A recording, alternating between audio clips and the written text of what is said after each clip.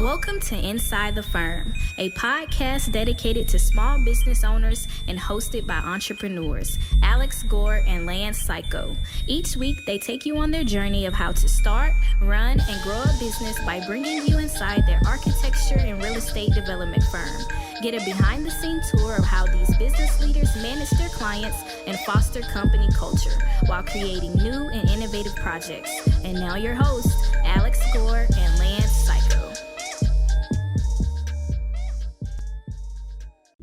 Welcome to Inside the Firm.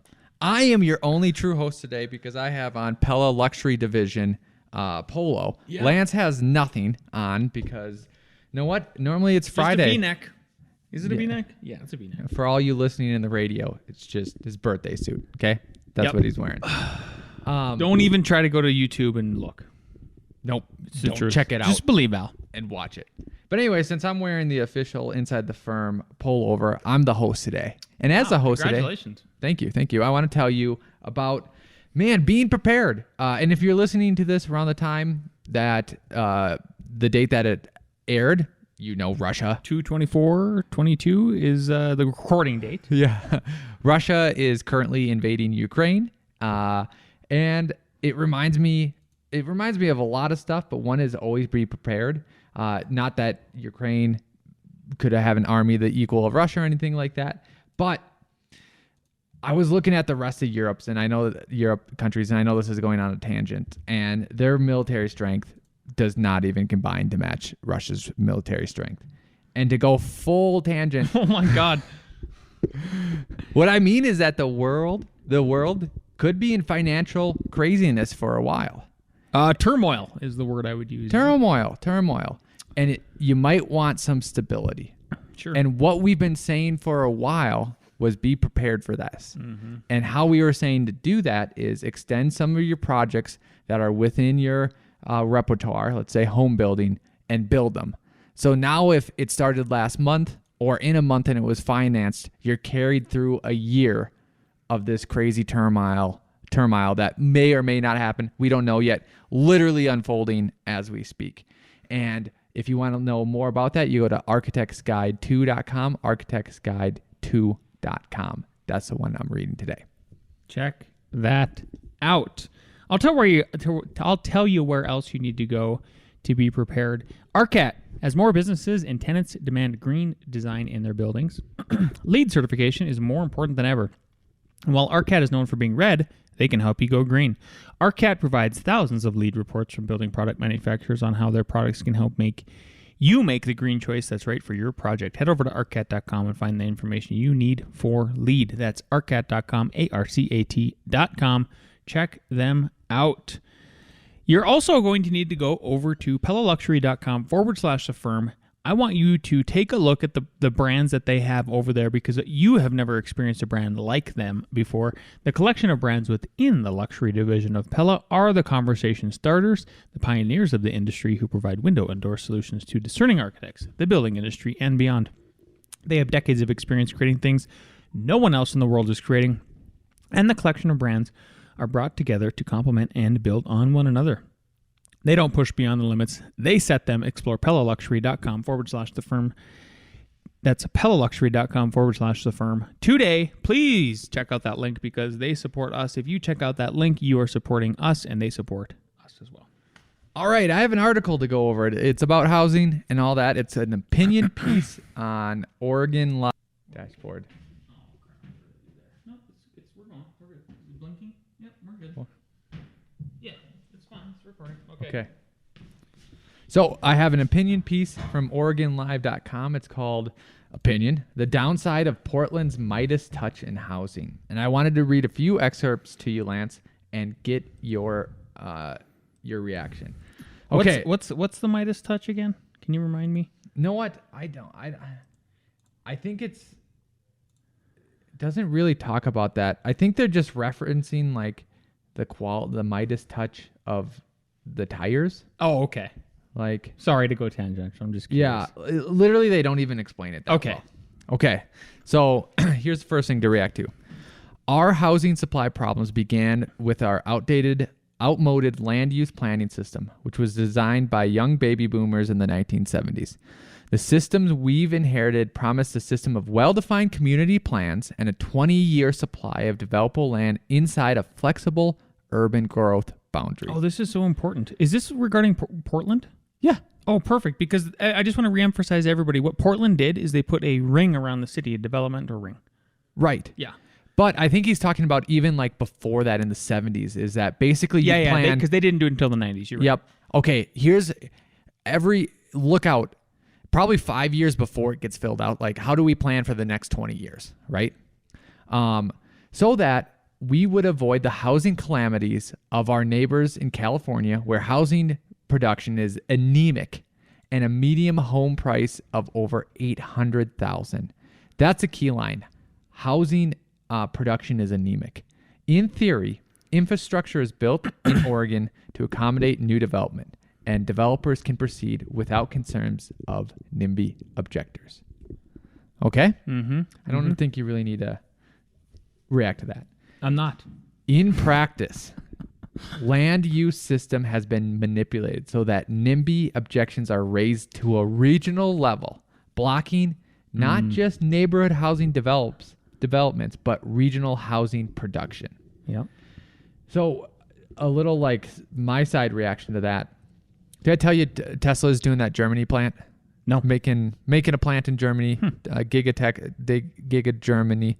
And then once they were like in the project phase, then they started building a battery plant next to it.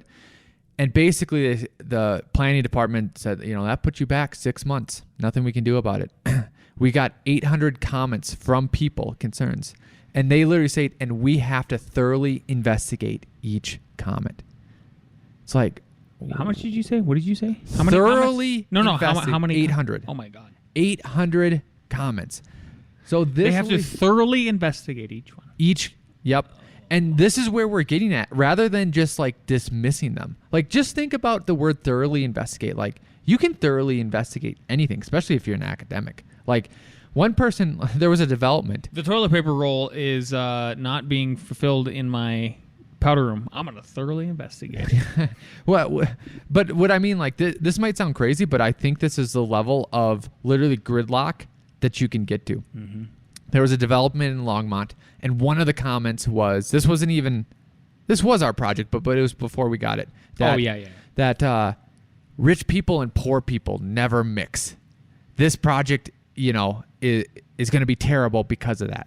And they thought that they were the rich neighborhood and that the new development was a poor neighborhood, but really it was the opposite. Like the new neighborhood was going to be way more rich. Literally, and this was 3-4 years ago. To put it in perspective, I think like the houses were projected to be like 1.5 or something like that. Yeah.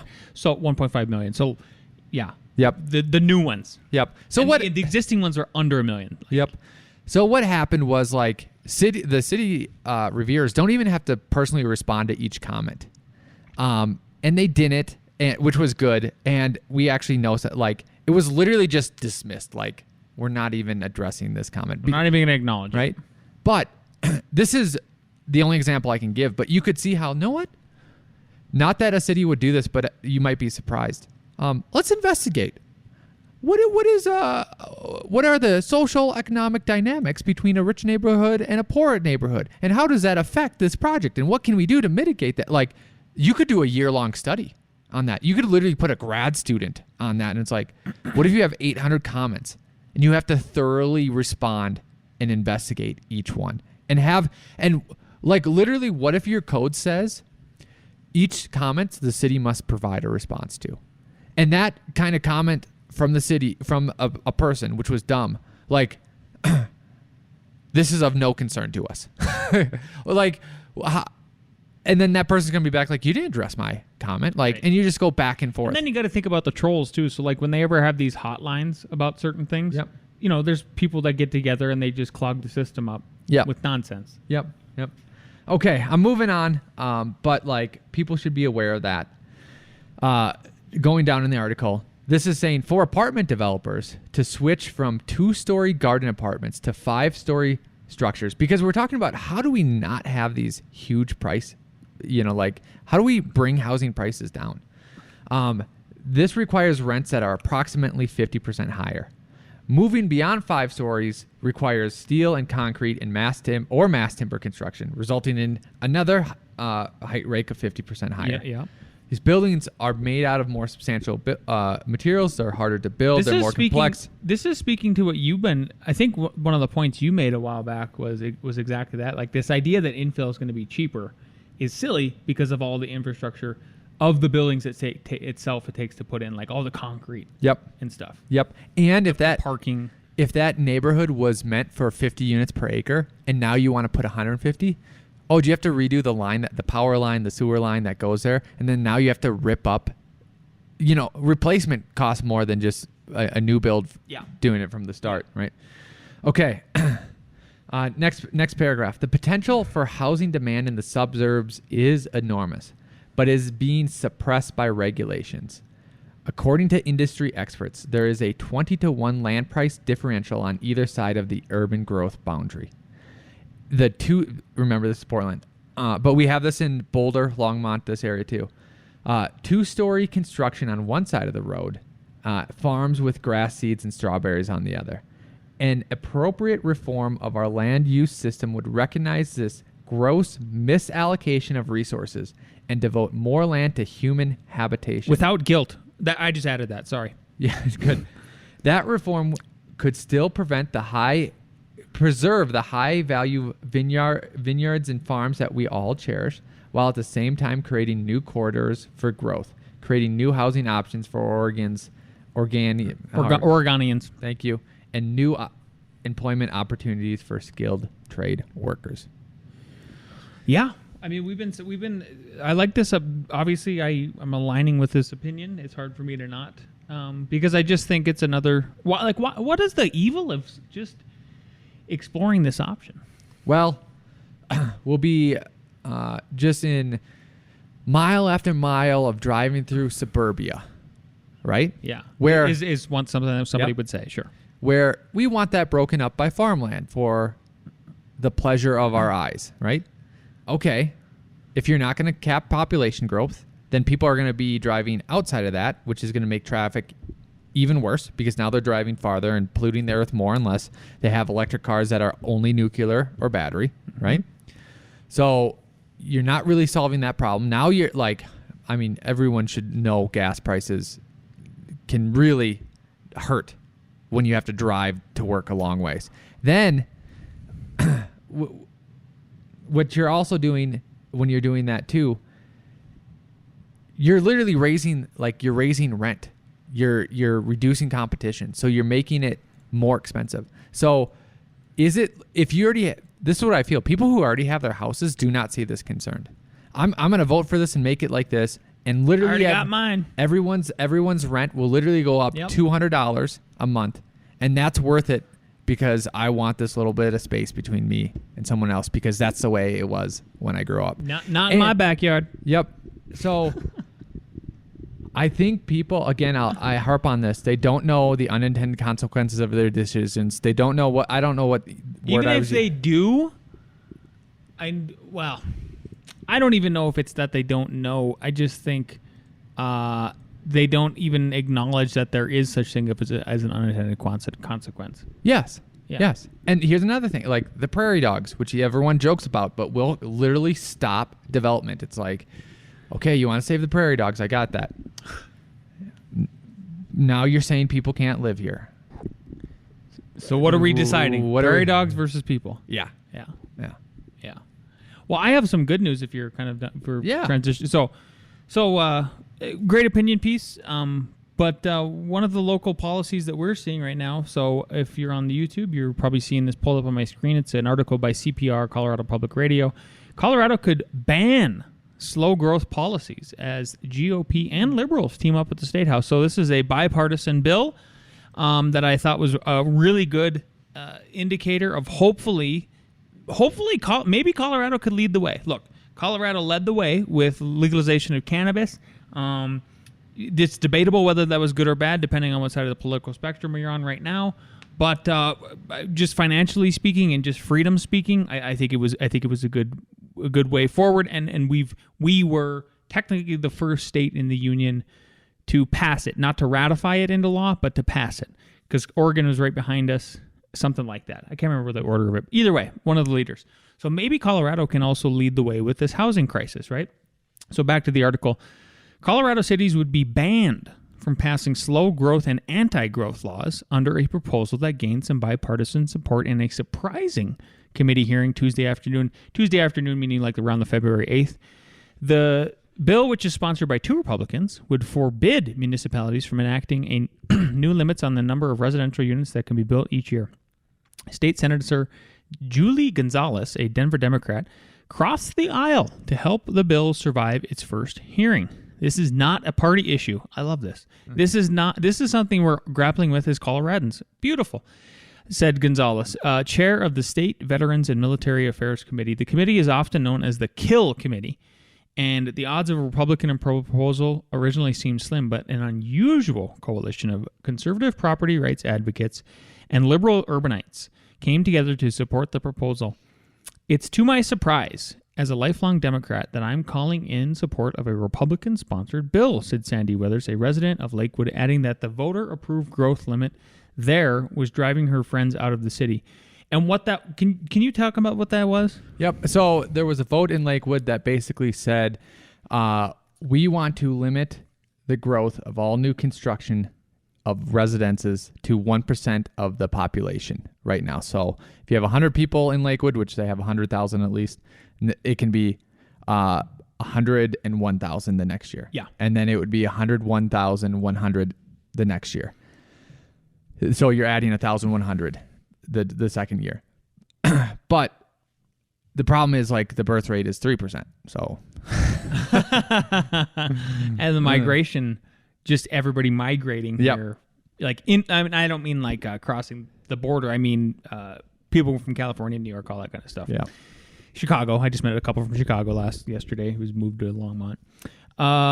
Back to the article. I've witnessed what happens when you have 0 multifamily units that are going to be built in a neighborhood that desperately needs it, she said. The afternoon debate focused on how and whether Colorado cities should be able to limit their own growth and development. The hearing wrapped up without a vote, but Gonzalez's support means that the measure is poised to pass at a future meeting and potentially proceed to a full vote before the Senate.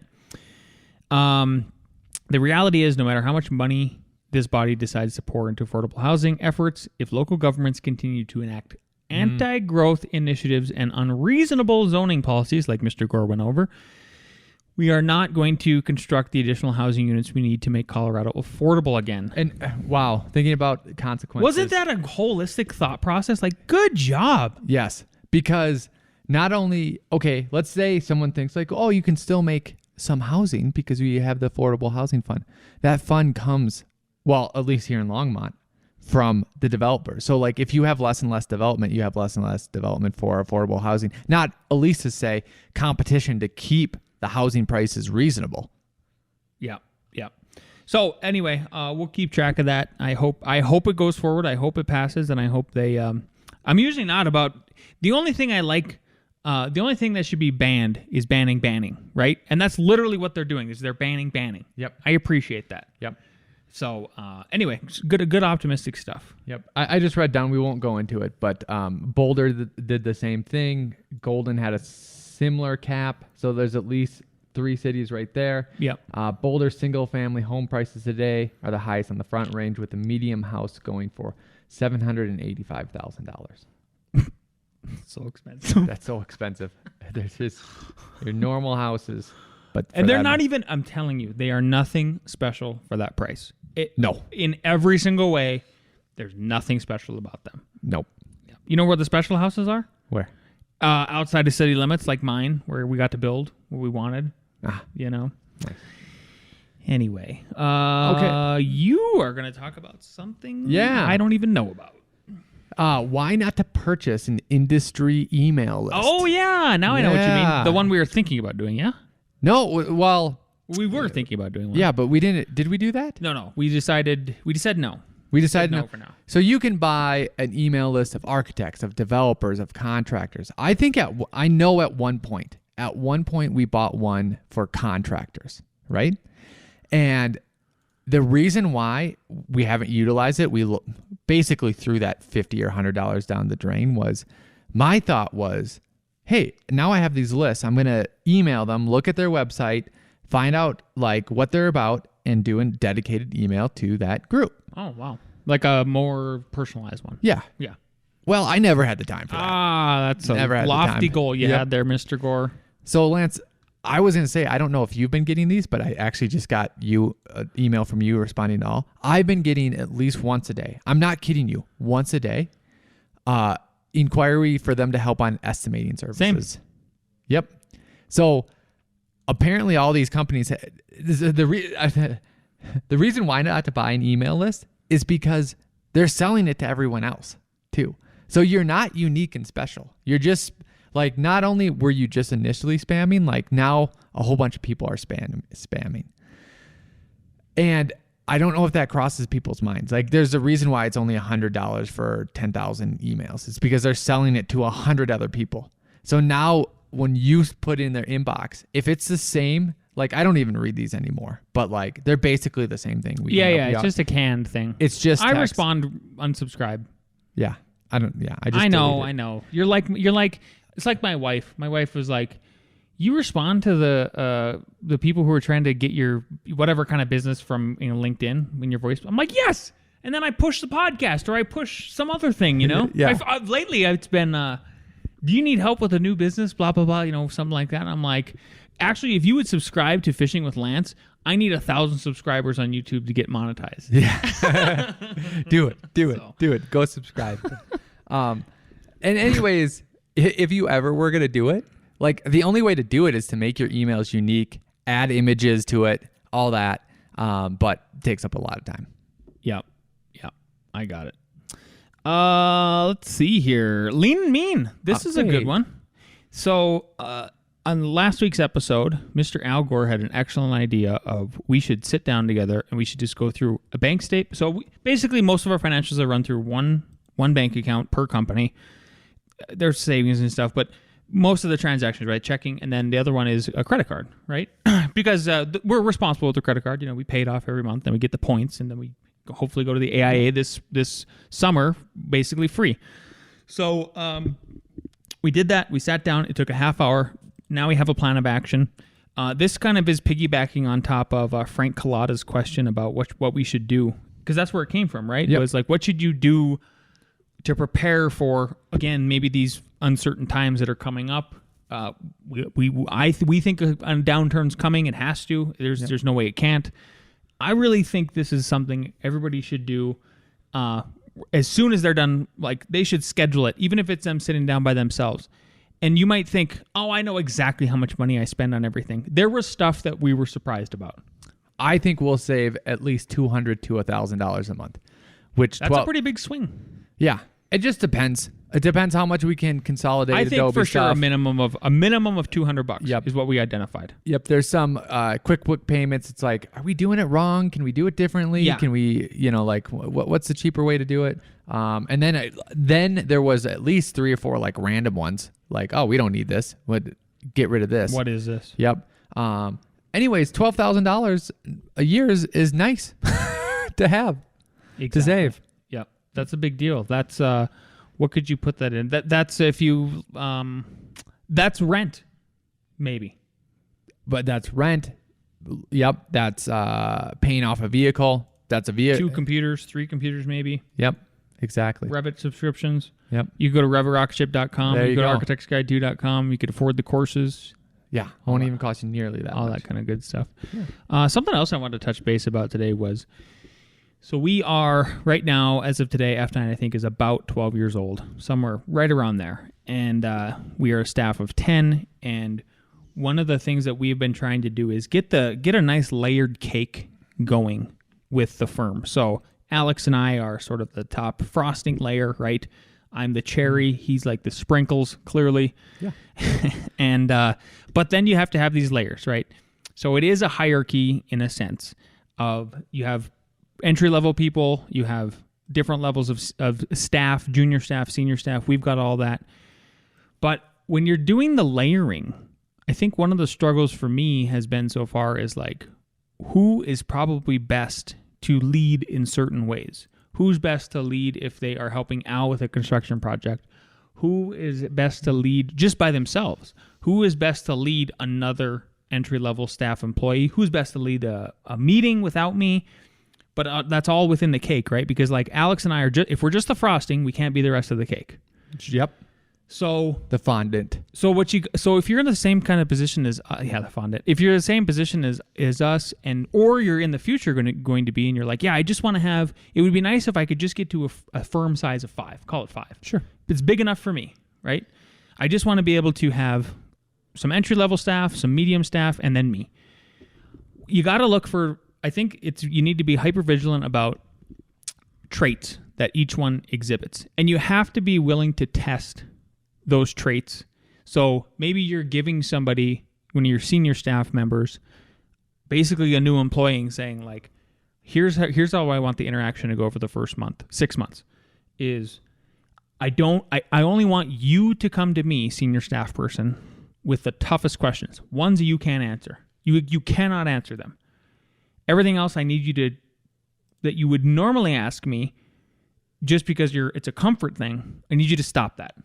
And you're going to have to like level up. And then I need you to administer the work that I bring in to this lower level staff person. That it might be a disaster. It might be not a disaster, but it might not go as smooth as you might think. But that's part of the lesson that you have to learn, and you can only do that through some trial and error, right? Then there's that's I think one of the hardest ones is like figuring out who can actually manage who, because some of the things that I'm getting back feedback on is like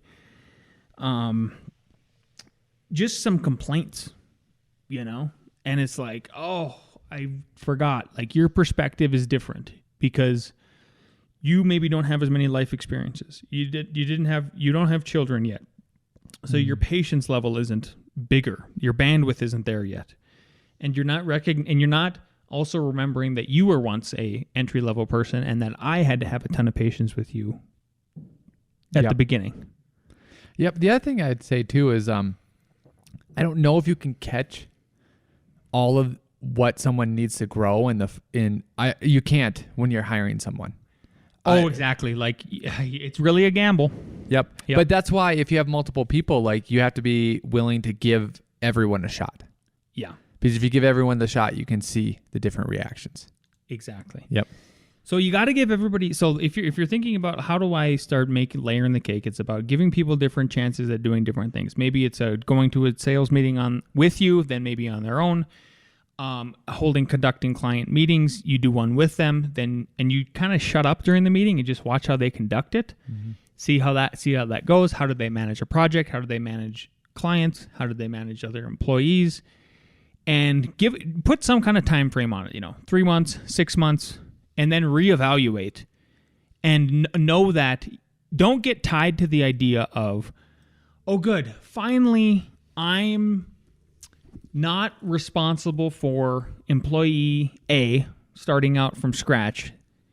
My senior level employee is going to be 100% responsible for them. You might have to step back in and realize the employee that you gave a shot to is maybe not a good manager as far as people go, and you have to end up managing them. Yep. But what is their other roles that they could fill that would allow you to be more hands-on with the entry level employee? Yep. Yeah. Absolutely. So it just doesn't go as smoothly as you think. I think I'm just trying to give that perspective. Like we're still trying to wade through it and figure out how to sort out the whole thing out, while at the same time trying to keep up with the inflation and not losing people and all that. Yeah, it's tough. Well, you know what? Let's go with something a little bit more lighthearted, and that's Nick with Nick Reads. All right. Hello, best friends. I hope you all had a great week this week. A reading. I am a Canadian, free to speak without fear, free to worship in my own way, free to stand for what I think right, free to oppose what I believe wrong, or free to choose those who shall govern my country. This heritage of freedom I pledge to uphold for myself and all of mankind. John G. Diefenbaker. Lance, I can only assume we're recording one day early because you'll be off fishing and filming for your YouTube channel. And I cannot wait to watch the latest episode of Catchy with Lance Cayko. Toodles. Catch you with Lance Cayko. You are so correct. Nick. Nick. Is that what you're doing? What? Tomorrow. Yes, I'm going to Florida. Okay, that's what I thought too. Why is it not in my calendar? Doesn't matter. Yes, he will be filming another episode of Catchy. Catch him on. See how catchy it is? See, it's Catch him on so YouTube. Catchy. It's so catchy. Yeah. You can. No, I would. You can still switch. It's still possible. Yeah. There's no penalty. There's no penalty. You're I've still looked young. into it. Still young. Yep. Yep. We'll have to see. So yeah, that's it. Everyone, thank you for listening. Again, if you are interested in Architect 2 Builders, it's at architectsguide2.com. Go check it out. There's a segment in there. It's money back guaranteed, but go find the segment that talks about the 5 meetings you need to set up. You need to set for yourself to become a contractor. Skip to wherever that is. Watch that. If you don't like it, just ask for your money back. But there's no time like the present to get prepared. Go check it out, architectsguide2.com. If you like this episode, please leave us a comment, like on the YouTube, subscribe, leave us a 5-star review on iTunes, and we will see you next